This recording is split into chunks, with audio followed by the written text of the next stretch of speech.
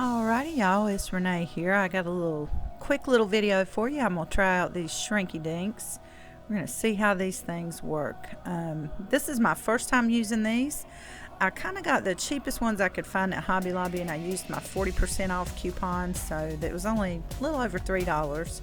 I'm using a couple of my own artwork here that I printed out so I could trace them. Makes it a lot easier than just trying to freehand draw on the plastic.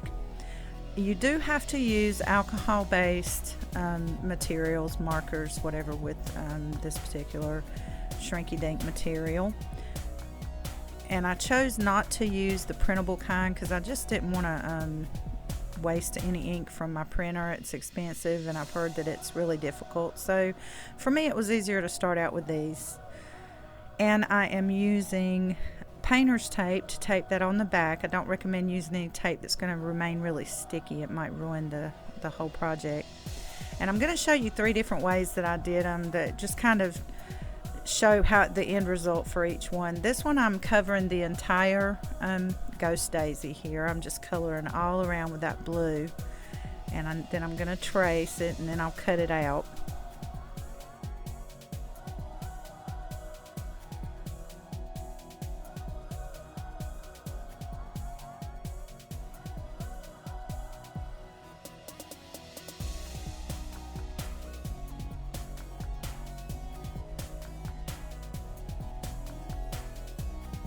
And for this one, I actually traced around, outlined it with the black permanent marker at the end.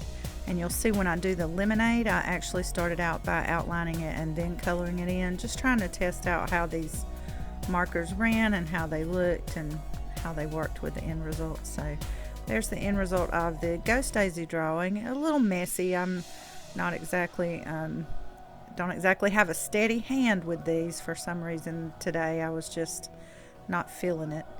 So here I'm going to do the lemonade, and like I said, I'm going to trace it first and then I'm going to color it in. We just want to see how things work out. And I actually wish I had not done it this way with the lemonade because the black ink bled through a lot. Maybe if I would have let it dry between layers it might have been different, but it just kind of the black ran into the yellow, and I didn't like the way it looked in the end. But anyway.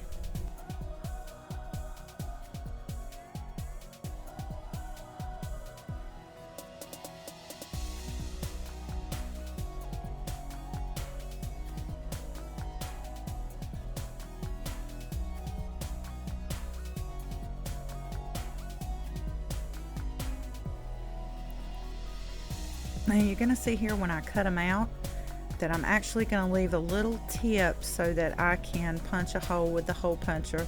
And the hole puncher works really well on this material. It wasn't really difficult to punch that hole, but I recommend doing it before you bake these because obviously it's going to thicken up, and this stuff gets super hard after you cook it. So you're not going to be able to get a hole in it without cracking it if you don't do it before you bake.